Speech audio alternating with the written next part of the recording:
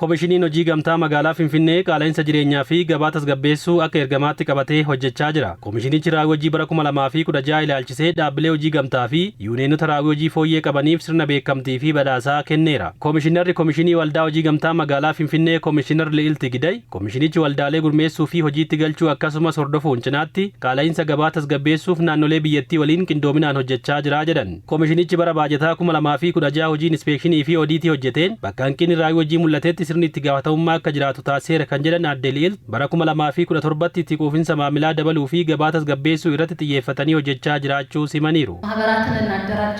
Koomishiniin keenya waldaalee ni gurmeessa. Hojiittis ni galcha ni hordofa. Bara 2016 keessa qindoomina naannolee yuuneenotaa fi bulchiinsa magaalaa waliin hojjenneen gabaa tasgabbeessuu irratti hojii gurguddoo hojjenneerra. Keessattuu yuuneenotaa fi bulchiinsa naannoo Oromiyaa waliin hojiileen hojjenne guddaa ture. Hojii odiitii fi inspeekshinii gaggeessineenis iddoo hanqina raawwii hojii mudatetti olaantummaan seeraa akka kabajamu taasisnee jirra. Bara 2017 kanatti itti quufinsa maamilaa dabaluu, kenniinsa tajaajilaa ammayyoomsuu fi gabaa tasgabbeessuu irratti cimnee hojjenna. Dhaabbileen har'a beekamtii argattanis ta'e kanneen biroo kana ilaalcha keessa galchuun hojjechuu qabdu. Sagantaa kanarratti kan argaman waajjira paartii badhaadhinaa damee Finfinneetti itti gaafatamaan damee ijaarsaa obbo Alamaayyoo Ijjiguu dhaabbileen itti waamaman isaanii koomishinii hojii gamtaaf ta'an karaa qindaa'ina oomishtootaa fi shamartoota walitti fiduun fayyadamummaa uummataa mirkaneessuuf hojjechuu qabu jedhaniiru. Faddaaltotaa fi daldaaltota sababa tokko malee gatii gabaa dabalan to'achuu keessatti ga'een koomishinichaa olaanaa yommuu ta'u koomishinichi hojii to'annoo fi hordofii bara kana eegale cimsee itti fufuu akka qabus obbo Alamaayyoon dhaamaniiru.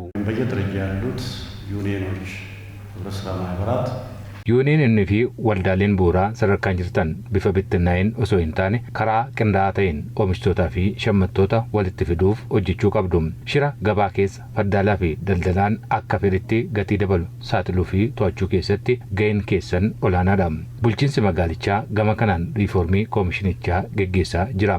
Hojimaata badaa hannaa fi malaammaltummaa gufuu sirna keenyaa ta'e hambisuuf halkanii fi guyyaa hojjechuun murteessaadha. Koomishiniin hojii gamtaas gama kanaan hojii to'annoo fi hordoffii eegale cimsee itti fufuu qaba. Yuuneenonnii fi waldaaleen bu'uuraa har'a beekamtii argatanis beekamtichi imaanaa guddaa kanaa ol akka hojjetaniif isaan kakaasu ta'uu dubbataniiru. Qaayilisa jireenyaa magaalaa keessatti baay'inaan argamu kana baay'ee parsantii baay'eedhaan gadi buusee uummanni keenya akka tajaajilamaa ta'u qotee bulaarraa akka xaafii wanta adda addaa gashinee faabrikaarraan immoo akka mokoroonii paastaa wanta adda addaa gashinee uummanni keenya moor fayyadamaa akka ta'u kanarratti hojjetaa jirra. Kanaafis beekamtiin har'a akka magaalaa Finfinneetti kenname kun immoo kanaaf baay'ee nu kakaasa jennee yaadna. ይህን በማግኘታችን እኛ ለላቀ ተነሳሽ እንድንሆን የበለጠ beekamtii kan argachuun keenya kaka'umsa cimaa akka horannu nu taasisee jira. Waldaan bu'uuraa keenya oomishtoota bu'aa qonnaa fi industirii hawaasaaf gatii madaalawaadhaan dhiyeessaa jira. Bara 2016 kana keessas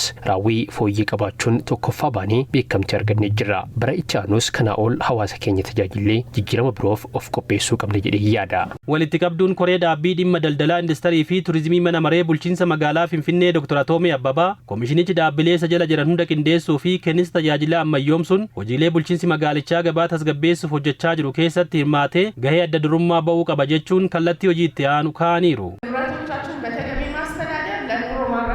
Qabeenya keessan sirnaan hoogganuu fi bulchuu yoo dandeessan gabaa tasgabbeessuun isinitti ulfaatu. Kenniinsa tajaajilaa ammayyoomsuu qulqullina ariitii fi saffisa irratti xiyyeeffatanii hojjechuun murteessaadha. Gama kanaan adda duree ta'uu qabdu. Isin jabaattanii gaafa hojjettan kenniinsa tajaajilaa hojii mootummaas ni jabaata.